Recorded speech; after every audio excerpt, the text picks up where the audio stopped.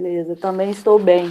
Fiquei muito feliz que hoje alguns de vocês vieram me procurar, né, para fazer a lista com algumas dúvidas, assim como me prometeram na última aula, alguns de vocês cumpriram, né, e eu consegui ajudar alguns em umas questões, e eu acho que eu fiquei, enviou atividade a Bárbara. Eu acho que eu fiquei de entregar um gráfico para um de vocês.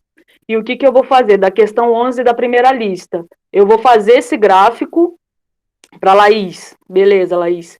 Então, para a Laís, eu vou fazer esse gráfico e vou postar no mural, tá? Para todo mundo. Então, eu vou fazer ele e vou postar para todo mundo poder olhar como ele foi feito. E aí todo mundo fica conhecendo o gráfico da questão 11 da lista 1. E o que, que a gente vai fazer também? Hoje vai terminar, se Deus quiser, né, o nosso conteúdo de termologia, de física térmica, e na próxima aula a gente já vai entrar em ótica. A gente, se Deus quiser, consegue finalizar o conteúdo hoje. Eu trouxe a lista 2 hoje também, que eu vou postar depois no final da aula. E também eu trouxe mais um roteiro de um simulador. Eu vi que gente entregou também a atividade do simulador. Muito bem. Então, eu vou entregar mais uma segunda atividade. Vai ser dentro do tópico de gases ideais, beleza? Vou mostrar também durante a aula. Lá no finalzinho eu mostro mais ou menos o link do simulador e como é que ele vai funcionar para vocês, beleza? Então, o esquema de sempre, né? Eu vou colocar aqui no slide. Não vou conseguir ver o bate-papo, então se tiver pergunta, abre o microfone. E se tiver também muito corrido, pode falar, professora, volta um pouquinho, explica de novo que eu explico, beleza? Então, vou partir para o slide aqui. E aí, qualquer coisa, me chama aí no microfone.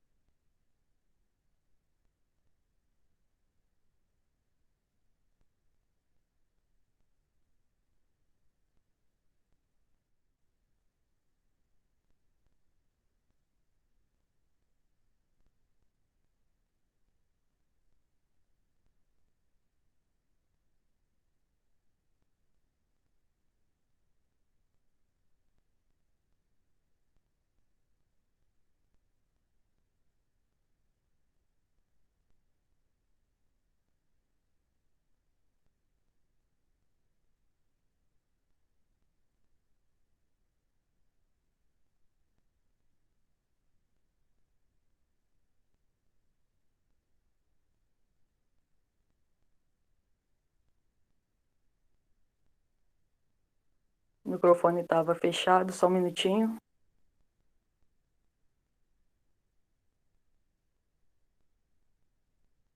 Beleza. Estão conseguindo ver e me ouvir, gente? Sim, professora. Beleza.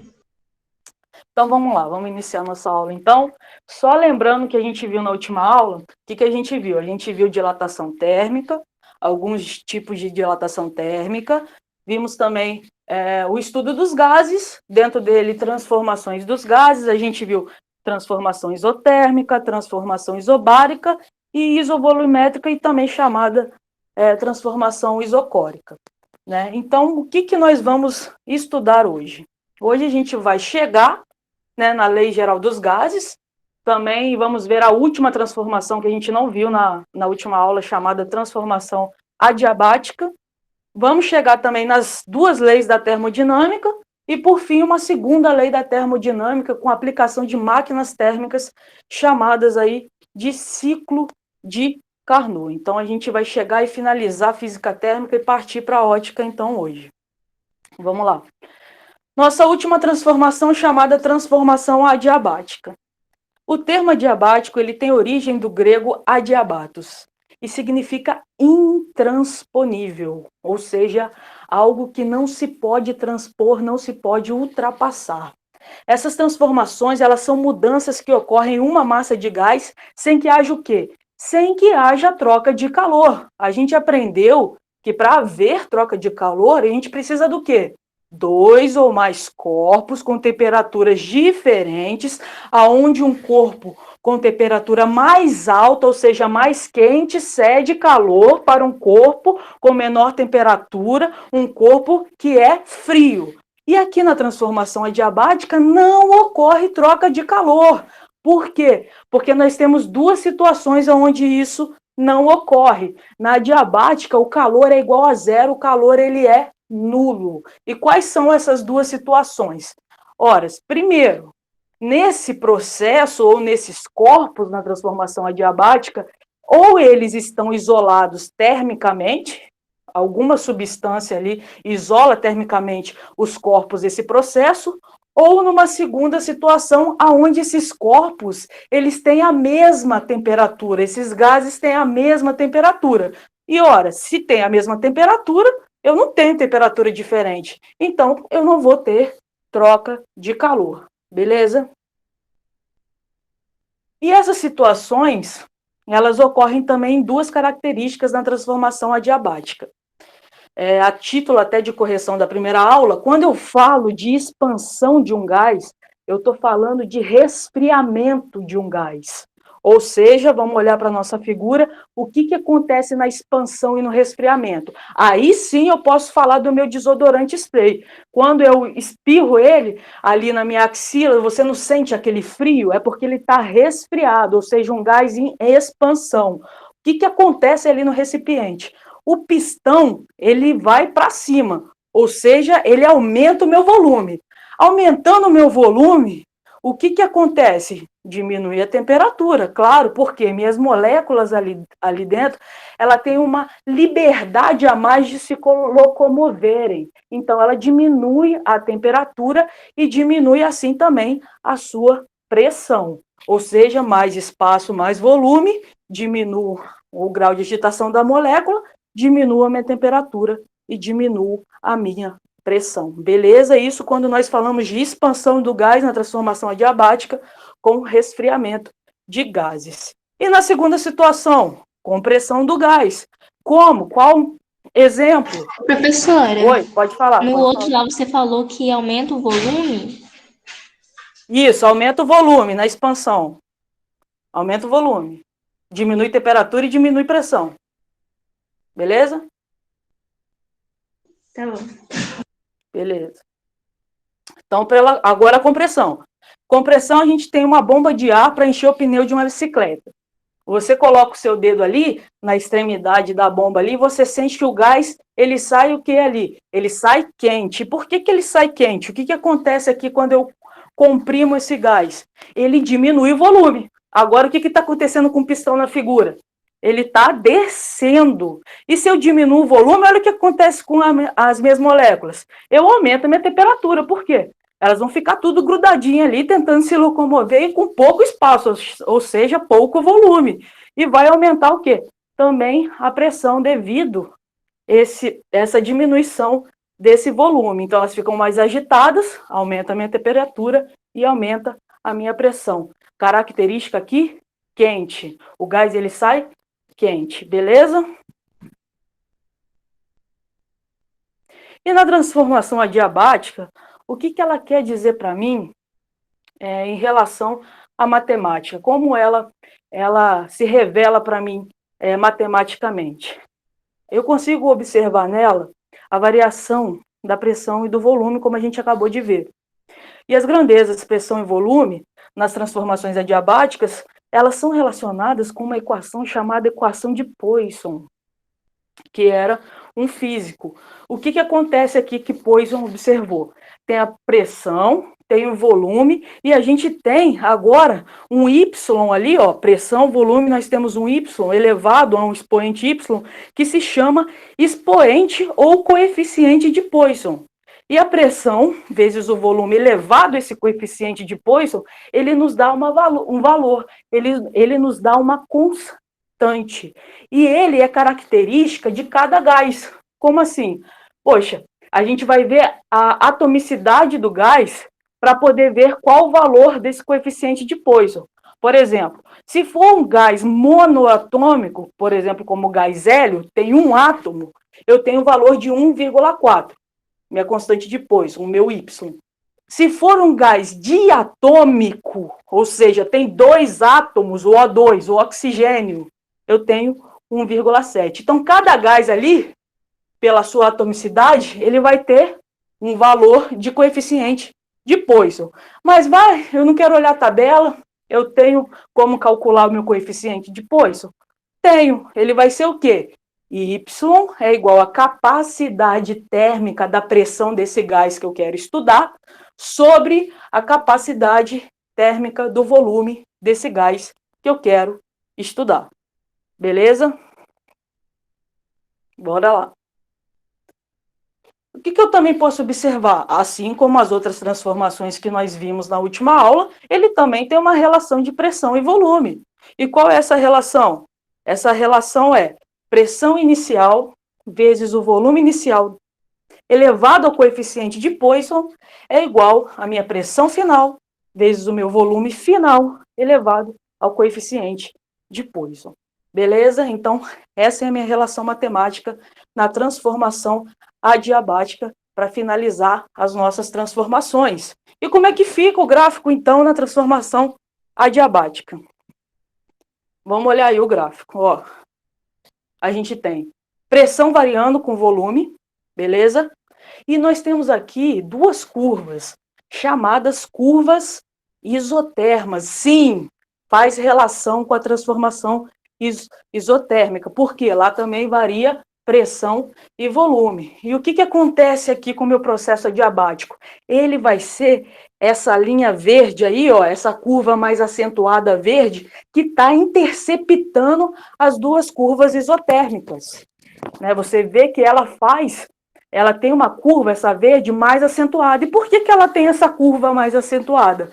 Porque ela tem justamente o nosso expoente, o nosso coeficiente de Poisson. Então, ela fica como uma equação exponencial, ou seja, ela tem a sua curva ali mais acentuada, beleza? Você intercepta duas curvas isotérmicas e ela te dá uma curva aí no processo adiabático. E aí a gente olha para o nosso gráfico também e tem algo chamado trabalho. E aí vem a primeira pergunta da noite para vocês. Se alguém, né, quiser responder, só abrir o microfone. O que acontece? Eu quero saber, eu não sei se a professora Adriana já comentou, ou se vocês lembram de algum professor de vocês, falando o que é para vocês energia e o que é trabalho para vocês. Qual a definição de energia para vocês e qual a definição de trabalho? Alguém se habilita a responder?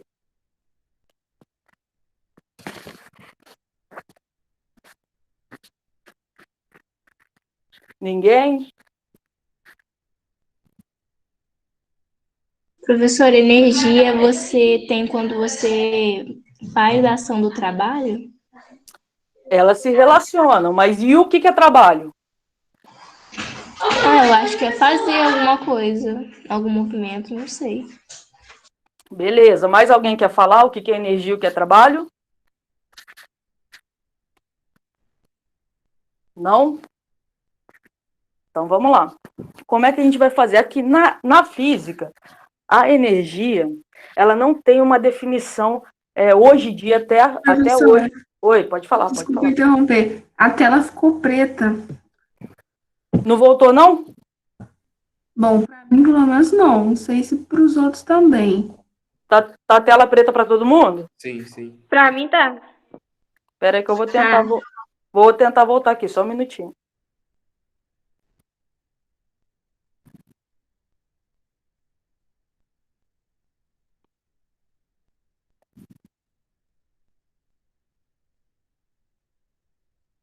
Voltou a tela? Voltou. Sim. Beleza. Voltou. Então vamos lá. Então, definindo energia. Não tem uma definição correta ainda nos dias atuais na física, mas a gente pode dizer que energia é a capacidade de armazenamento que eu tenho para realizar uma atividade ou uma tarefa. É energia, o que a gente pode dizer sobre energia. Não conseguimos defini-la melhor. Agora, trabalho nós podemos definir. Lá na cinemática, lá na Física 1 da professora Adriana. O que é o trabalho? O trabalho é quando eu aplico uma força, e quando eu aplico essa força ao quê? A deslocamento. Por isso, o trabalho é igual a força vezes o deslocamento. E aqui na física térmica? O que é trabalho? Na física térmica, a gente tem a pressão. Então, a gente aplica uma pressão, e o que há depois que eu apliquei a minha pressão? Há uma variação de volume, beleza? Então, aqui, trabalho, eu aplico uma pressão e há variação de volume. E isso acontece na minha transformação adiabática. E por isso a gente está vendo aí uma setinha do trabalho sendo aplicado nesse processo adiabático. Beleza? Então, isso é energia e isso é trabalho. E como a nossa colega falou também aí no microfone, ela acertou, né? Para existir trabalho, eu preciso que haja energia. Sem energia não existe trabalho. E aqui no processo adiabático a gente trabalha com variações de energia, energia interna, beleza? Então, transformação adiabática, alguma dúvida? Não. Beleza. Então, beleza, fechamos. Transformação dos gases, fechadinha. Agora, o que eu quero? Eu quero achar a lei de gases geral. E aí, gente, a física, ela não tem uma fórmula secreta. A gente gosta muito de falar de fórmula, né? Mas não tem como chegar naquela fórmula com mágica. Para a gente chegar numa fórmula, existe muito estudo, muita investigação e algumas equações e conceitos que eu preciso aprender antes de chegar naquela equação final que vocês chamam de formulinha. E aqui eu vou mostrar apenas bem rapidamente como a gente chegou aí na Lei Geral dos Gases. E aí, primeiro de tudo, eu começo lá com o conceito de mol, e chamado número Avogadro. O que é mol? Mol, lá na química, quantidade de matéria que contém o quê? Um número invariável de partículas. E o que é esse número invariável de partículas? É o número Avogadro. E ele tem um valor, ele é uma constante. O número Avogadro, ele vale 6,023 vezes 10 elevado a 23. E como eu vou achar meu número de mols? Meu número de mols, ele é dado por a massa comum do meu gás, em gramas, sobre a massa molar do meu gás, emissão, também dado em gramas. Ou seja, o meu número de mols também é um valor, também é uma constante. Vamos lá. E também, até chegar na lei geral do gases, eu preciso do quê? Eu tenho um físico chamado Clapeyron. E ele estabeleceu uma coisa. Ele estabeleceu que o quociente da pressão pelo volume sobre a temperatura, ele é diretamente proporcional ao número de mol de um gás ideal.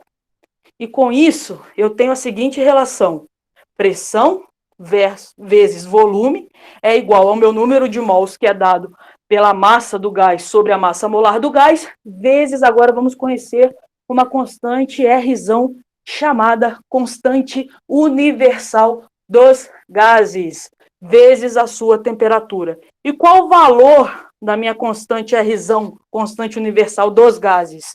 Ela é 0,082 atm litro barra mol Kelvin, e também pode ser dado em joule, 8,31 joule barra mol Kelvin. Beleza? E com isso, gente, eu tenho uma relação aqui da equação chamada equação de Clapeyron.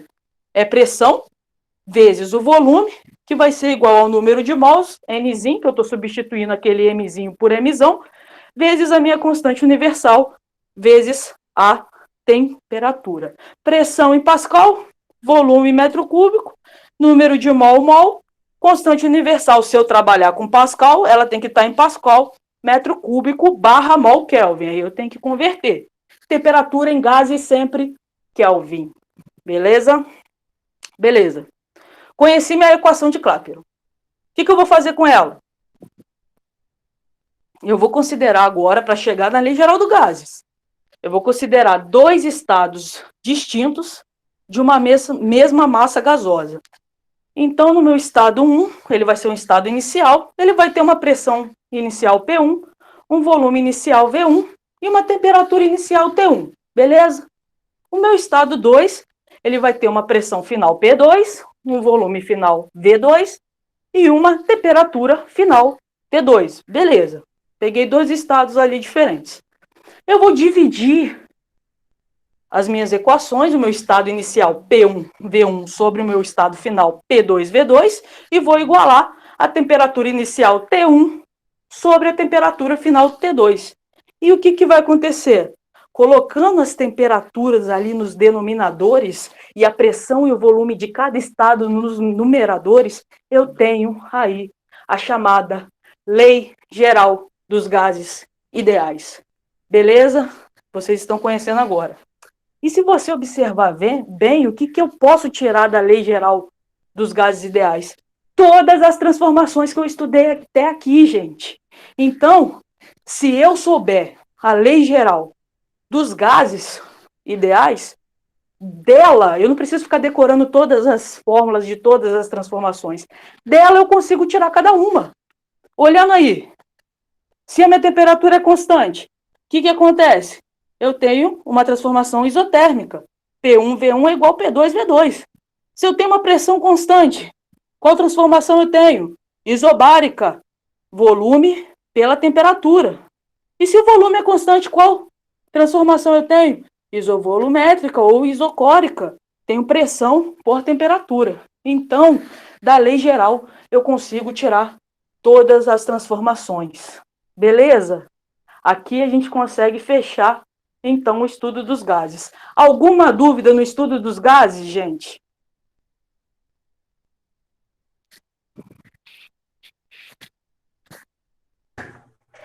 Não, deu para entender. Deu para entender todas as transformações tranquilinho? Depois vocês vão para a lista e vocês vão conseguir aplicar. Então, tá tranquilo, né? Posso passar, então, para a lei da termodinâmica. Então, vamos lá. Mas antes da lei da termodinâmica, só como eu adiantei, né, o que é energia interna, só para fechar a lei de Joule para os gases ideais, a gente tem a energia interna chamada U de um corpo, e ela é a soma das energias cinética e potencial de suas moléculas, né? Na cinemática a gente tem a potencial mais a cinética, e aqui a gente fala de energia térmica, a gente tem das moléculas, né? Para N mols de um gás, suposto ideal e monoatômico, a gente tem, se a gente quiser achar, né, a nossa energia interna, a gente pode ter essa relação de U, que é a energia interna, é igual a 3 meios do número de mols, vezes a constante universal dos gases, vezes a temperatura.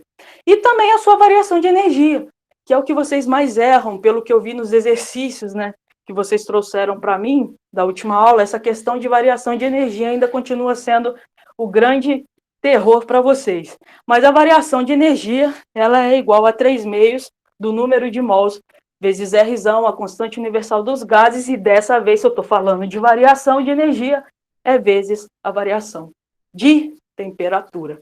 Beleza? Tranquilo. Agora sim a gente fechou certinho os gases. Então, vamos para conhecer as famosas leis da termodinâmica. O que diz a primeira lei da termodinâmica? A variação dessa energia interna de um sistema, ela é dada pela diferença entre o calor trocado com o meio exterior e o trabalho realizado no processo termodinâmico. Professora, não entendi. Então, vamos entender. Espera aí. O que acontece aqui no sistema? Eu tenho um sistema, ele aumenta a variação de energia, e quando ele aumenta essa variação de energia, eu faço o quê? Olha a setinha do calor. Eu recebo calor, e o que eu forneço? O que eu realizo? Eu realizo trabalho. Então, a variação de energia aqui, com a aplicação da primeira lei da termodinâmica no meu processo, o que acontece? Recebo calor e realizo trabalho. Por exemplo, eu recebo aí um calor de 20 joules e realizo um trabalho de 3 joules. Quanto eu variei a minha energia? Minha variação de energia ela aumenta para 17 joules. Beleza? Deu para entender a primeira lei da termodinâmica? Recebo calor, realizo trabalho. É isso que ela me diz, beleza? Entendi, professor. Beleza. E a segunda lei? Segunda lei, ela me diz, pelo enunciado de Clausius, uma coisa óbvia, que a gente viu na primeira aula, que a gente não pode esquecer, porque a gente já viu, a gente vê todas as aulas. O calor, ele não pode fluir de forma espontânea de um corpo de temperatura menor para um corpo de temperatura mais alta. É claro, a gente viu isso desde a primeira aula, porque o que acontece normalmente, o que acontece espontaneamente, né? O corpo que tem maior temperatura, ele cede calor para o corpo de menor temperatura. Então, o inverso aqui não pode ocorrer espontaneamente, segundo a segunda lei da termodinâmica. Beleza?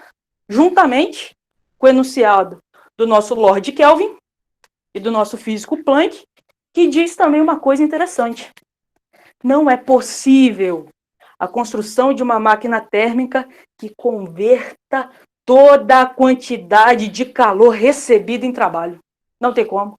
Não tem como eu receber calor, uma certa quantidade, e toda essa quantidade, todo esse valor de calor recebido, eu realizar trabalho, eu fornecer trabalho.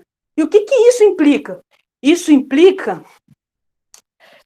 em algo chamado máquinas térmicas, aonde eu não consigo fazer uma máquina térmica render 100%. Justamente porque todo o calor que ela recebe, eu não consigo realizar trabalho em cima desse valor. A gente vai entender ali máquinas térmicas daqui a pouco. Eu vou mostrar para vocês como é que funciona. Então, beleza. Primeira lei, segunda lei. E aqui, importante, porque cada grandeza física, ela quer me dizer algo. Cada resultado que eu encontro, seja positivo, seja negativo, ele me diz algo. Né? A física, ela sempre tem significado. Se eu achar um calor e ele tiver um sinal positivo, isso quer dizer o quê? O gás está recebendo calor. Se eu achar um valor negativo, menor que zero, o que vai acontecer? Ele está me dizendo que o gás está perdendo calor. Para o trabalho, se eu achar um trabalho positivo, esse gás está se expandindo. Se eu achar um trabalho negativo, esse gás está comprimindo. E a variação de energia? Se eu achar ela positiva, a temperatura do gás está aumentando. E se eu achar uma variação de energia negativa, a temperatura desse gás está diminuindo. Beleza? Bem esclarecido aqui. Depois vocês anotam direitinho no caderno. Sempre é bom esse resumo, porque ela me traz significados conceituais que caem nas provas. Beleza? Outro resuminho. Como vimos, na transformação adiabática, o calor ele vai ser nulo igual a zero. Na transformação isotérmica, a variação de energia vai ser nula, vai ser igual a zero.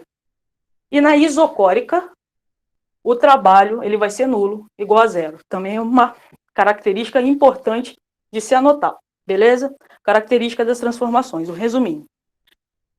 E o que vai acontecer agora? Eu vou mostrar para vocês, gente, no YouTube aqui, um vídeo bem rápido, ele tem 3 minutos e pouquinho. E ele fala de um experimento sobre máquinas térmicas e como elas funcionam. Vou até saindo daqui, vou colocando lá.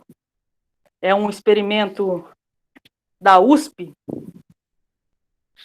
Vou colocar para vocês aqui, porque aí é melhor que vocês conseguem visualizar o conceito. Já que eu não estou presencialmente com vocês, eu consigo que vocês visualizem através do YouTube. Deixa eu ver se eu encontro aqui de cara.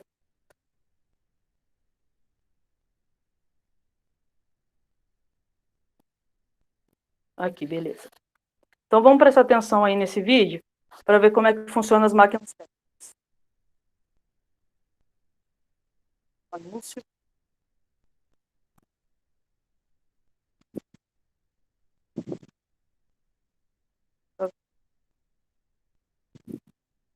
Vamos lá, vamos ver.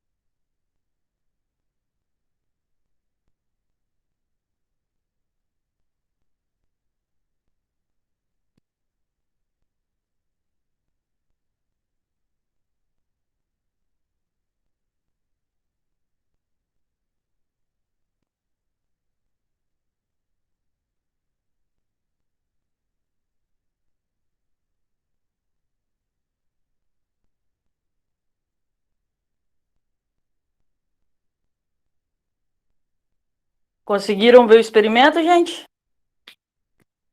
Sim. E aí?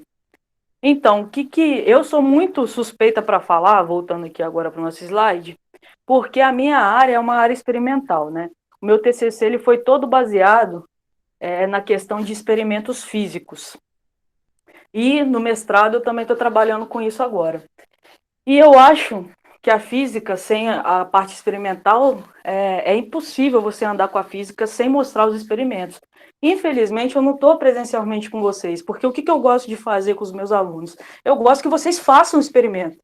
Eu gosto que vocês investiguem o experimento, eu gosto de fazer junto com vocês o experimento, né? Mas impossibilitado agora, nesse momento, a gente só consegue mostrar aí pelo vídeo. Mas o que acontece ali? A gente consegue claramente observar a primeira mudança de estado, né? Estado líquido, a gente consegue o processo de ebulição ali, transformando o líquido em gás, né? Também gerando combustão. E a gente tem o exemplo também do nosso barco a vapor, por exemplo, das nossas locomotivas a vapor, e essa era industrial, nessa revolução industrial que veio na história para substituir a força humana aí pelas máquinas. Então, foi muito importante essa questão das máquinas térmicas, beleza? Vamos continuar então. Com as máquinas térmicas, a gente tem, em 1824, Carnot, ele idealizou um ciclo idealizado que proporcionaria rendimento máximo a uma máquina térmica. Ele idealizou, é um ciclo idealizado chamado ciclo de Carnot. E como é que ele funciona? A gente vai olhar o nosso gráfico aqui. A gente tem aqui pressão por volume, duas curvas isotérmicas, né, representadas aí por Lm e On, e temos as nossas interceptações, né, aí por Mn e LO, né, que são os nossos processos adiabáticos, né? E o que quer dizer, então, aí para a gente? Por exemplo, no Lm, nós temos uma expansão isotérmica reversível. O que é reversível aqui na física? Reversível é onde eu posso pegar um estado e retornar para como ele estava inicialmente. Irreversível é que eu não consigo fazer esse processo ao contrário. Beleza? Então, ali no Lm, a gente tem uma expansão isotérmica reversível, onde o sistema ele recebe uma quantidade de calor da fonte de aquecimento. E ali em OL não, deixa eu ver, LM, beleza. NO, que também é uma curva isotérmica. Ela tem uma compressão. E a compressão, o sistema cede calor para a fonte de resfriamento, ou seja, ele faz o contrário. Por isso são processos reversíveis. No MN, uma expansão adiabática, né? O sistema ele não troca calor como a gente aprendeu.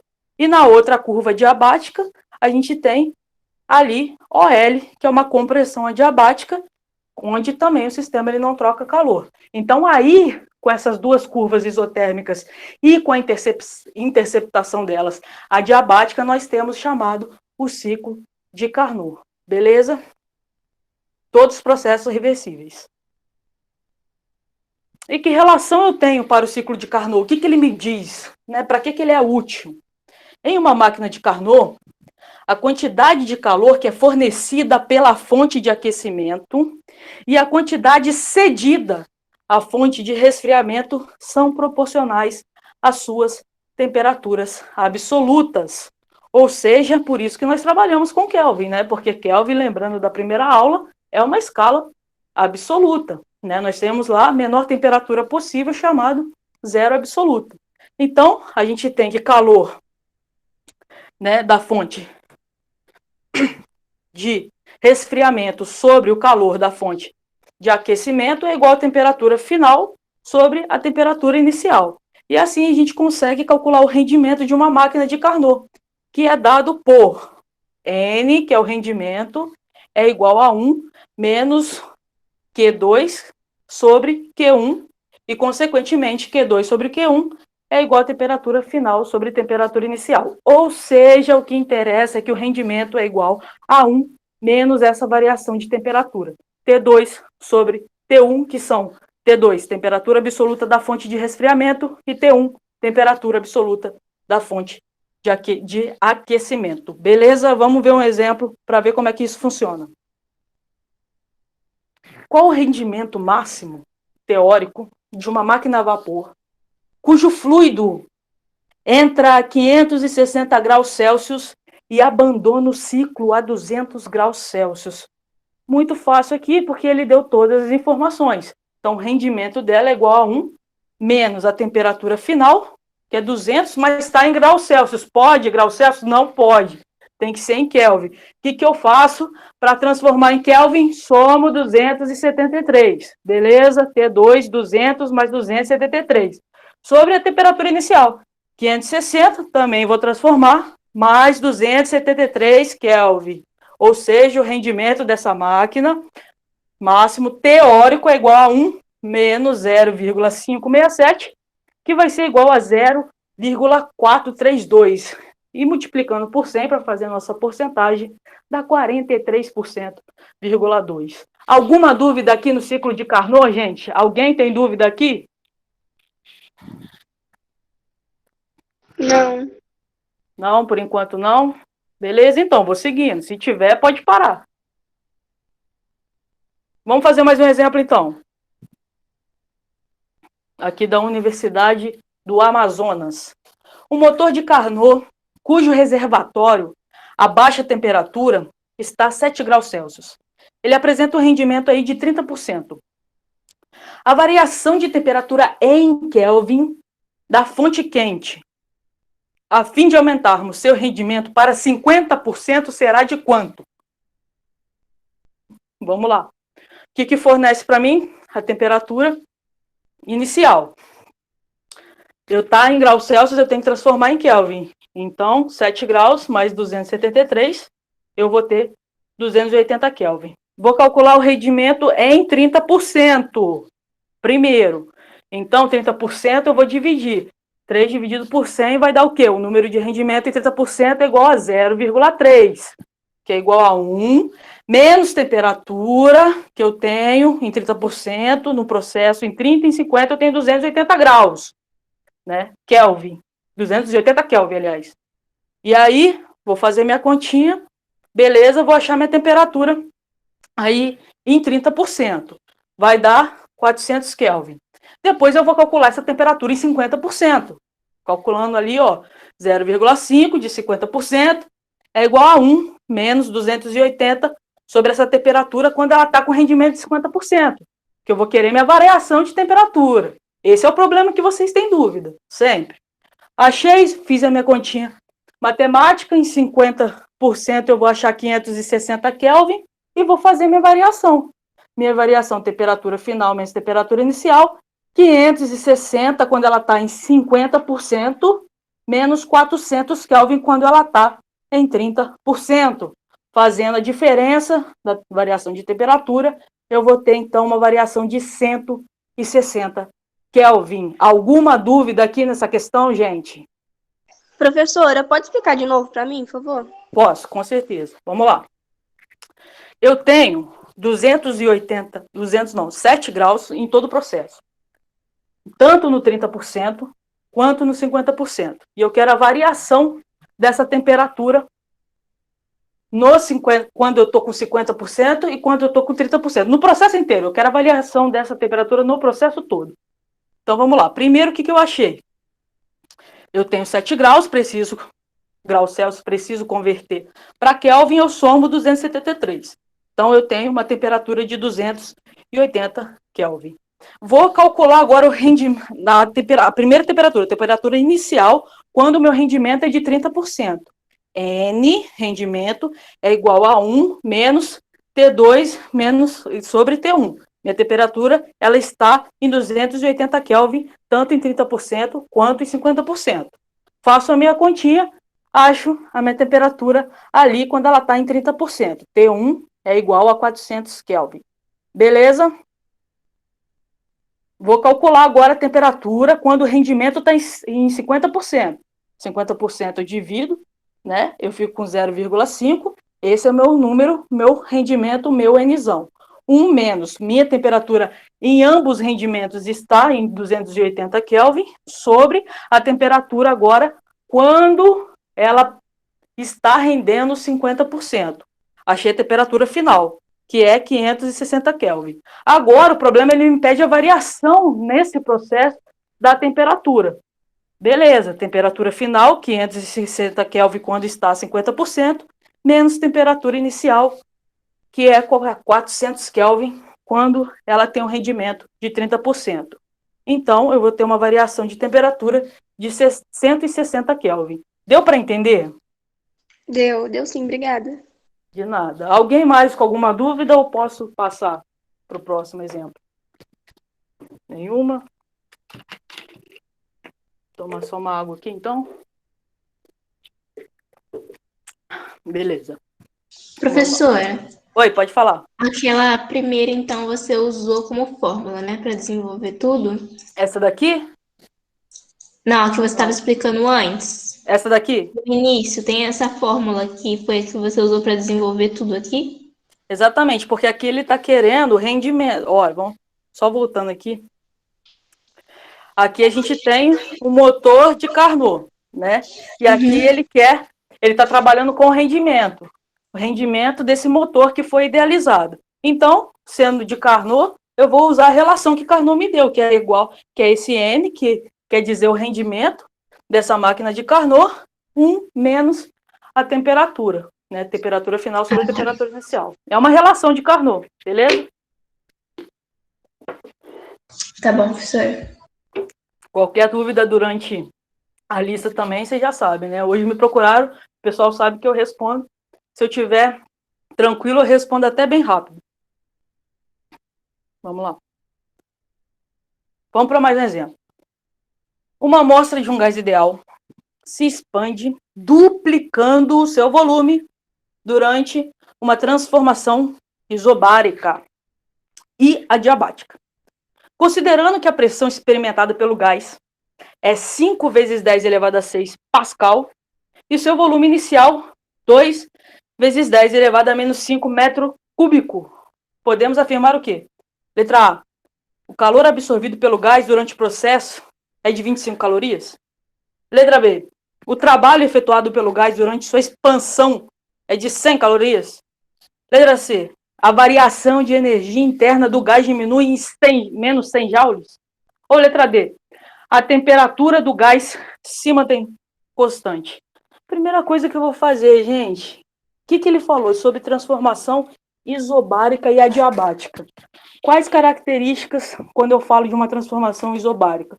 Minha pressão é constante. Exatamente, eu tenho uma pressão aqui de 5 vezes 10 elevado a 6. E na diabática? Diabática, o calor, ele é nulo, igual a zero. Então, eu vou usar a minha relação de variação de energia, que diz que o calor recebido é igual, a variação de energia é igual o calor que eu recebo menos o trabalho que eu forneço. Por quê? Porque eu sei que ela é uma transformação adiabática. Eu sei que ela é igual a zero. Então, ali no Qzão, que é o meu calor recebido, é igual a zero. Menos o trabalho. O que eu falei para vocês que é o trabalho na física térmica? Pressão vezes volume. Nesse caso, tem variação de volume. Então, vezes variação de volume. Então, menos 5 vezes 10 elevado a 6, que é a minha pressão, vezes a minha variação de volume, que é volume final menos volume inicial. Ah, professor, ele deu volume. Voltando aqui, olha, ele deu um volume inicial, mas eu não tenho volume final. Eu não tenho, não? Ele fala aqui, ó. Uma amostra de um gás ideal se expande duplicando o seu volume. Então, qual que vai ser o meu volume final? Vai ser 2 vezes o meu volume inicial. Beleza? Então, o meu volume final, 4 vezes 10 elevado a menos 5, menos o meu volume inicial, 2 vezes 10 elevado a menos 5. Então, a gente tem uma variação de energia que vale menos 100 joules. Ou seja, qual a resposta correta? Letra C, né? A variação de energia interna do gás diminui em 100 joules. E só lembrando, o que é menos 100 joules? O que quer dizer, então, uma variação negativa? Vamos voltar lá para a nossa tabelinha? O que é variação de energia negativa? Né? Só para curiosidade, não está ali no exercício, mas ela quer me dizer alguma coisa. Ela quer me dizer o quê? Que a temperatura desse gás, ela diminui. Beleza? Por isso é importante saber. Vamos voltar lá. Vamos para mais um exemplo. Vamos lá. O segundo princípio da termodinâmica, ele pode ser enunciado da seguinte forma. É impossível construir uma máquina térmica operando em ciclos, cujo único efeito seja retirar calor de uma fonte e convertê-lo integralmente em trabalho. A gente viu aí a nossa segunda lei da termodinâmica. Vamos lá. Então, por extensão, esse princípio ele nos leva a concluir o que, então? Vamos analisar as opções. Letra A. Sempre se pode construir máquinas térmicas cujo rendimento seja 100%? Tá certo ou tá errado? Que a gente comentou. Errado. Tá errado. Beleza, isso aí. Letra B. Qualquer máquina térmica necessita apenas de uma fonte quente? Só vou ter uma fonte quente. Eu vou conseguir realizar troca de calor por acaso? Só com uma fonte? Não. Não tem como. Só com uma fonte quente. Está errado também. Letra C. Calor e trabalho não são grandezas homogêneas? É aquilo que a gente comentou, gente. Calor e trabalho. O que é grandeza homogênea? São grandezas que conversam entre si, que tem tudo a ver uma com a outra. Então, né? sim. Sim. Então tá errado, né? Não, tá errado, né, nesse caso. Porque calor e trabalho, elas são grandezas homogêneas. Elas têm super a ver uma com a outra. Ambas são em joule. Para existir trabalho, a gente tem calor, tem energia. Na verdade, a energia também entra nesse bonde e as três são homogêneas. Então tá errado, beleza. Letra C também excluído. Letra D. Qualquer máquina térmica retira calor de uma fonte quente e rejeita parte desse calor para uma fonte fria. Vamos guardar ali a letra D. Vamos para E, rapidinho. Somente com uma fonte fria, mantida sempre a 0 graus Celsius, seria possível a uma certa máquina térmica converter integralmente calor em trabalho. Tá correto isso? Converter integralmente calor em trabalho? Não. Tá errado. Tá errado. Não tem como, nem que for um percentual pequeno, sempre você vai ter ali um trabalho, não tem como converter integralmente. Outra coisa também, gente, mantida sempre a 0 graus Celsius, o que o grau Celsius tem a ver aqui Tem nada a ver, nem trabalho com ele. Trabalho com o Kelvin. Então vai por eliminação. Então, gente, o que eu concluo se a A, B, C e E são erradas? Concluo aí que a minha resposta ela só pode ser a letra D. Qualquer máquina térmica e realmente, né, retira calor de uma fonte quente, rejeita parte desse calor para uma fonte fria. Qual é o exemplo que a gente tem em casa, gente, disso aqui, gente? Geladeira. É ela que faz isso acontecer. A nossa geladeira, o nosso refrigerador. Beleza? Deu para entender até aqui, gente? Sim. Tranquilo? Tranquilo? Então, beleza. Mas não vão embora não, pera aí, que eu vou mostrar para vocês o simulador rapidinho do Gases Ideal. Só um minuto. Vamos rapidinho lá. Vamos pro FET.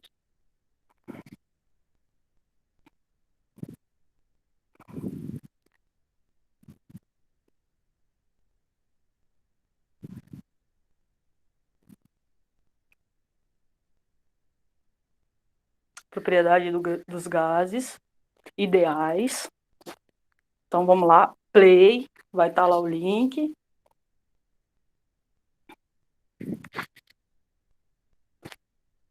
Vou esperar abrir um pouquinho. Bora. Bom, o gás ideal. Então, aqui, gente. Vamos lá. O que nós temos aqui? O que a gente pode manter constante aqui na lateral direita? Temos o volume, temos temperatura, temos pressão. Eu vou aplicar uma pressão aqui, vamos ver se vai. Vamos lá. Está em ATM aqui. Vamos lá, aplicando pressão, aplicando pressão. Nesse caso, o volume está constante, eu não tenho variação de volume. Se eu aquecer, posso aquecer. Olha o que vai acontecer. Aí eu vou lá no meu roteiro, eu vou observar tudo isso. Que transformação eu tenho enquanto meu volume está constante. O que eu faço quando eu aplico e aqueço? E se eu esfriar? Também tem como resfriar. Aqui, você vê que quando eu resfrio, o que acontece com a minha pressão? Ela vai, ó, diminuindo. Beleza? E a gente vai conseguir ver isso tudo. Deixa eu colocar outra temperatura constante e eu posso variar o meu volume também, ó. Aumentar meu volume, diminuir o meu volume. Aí, olha, as moléculas vão se comportando, cada um de um jeito. Beleza? Aí a gente vai fazer um roteiro, então, em cima desse simulador para vocês aí. Espera aí que eu vou voltar para me despedir de vocês aí.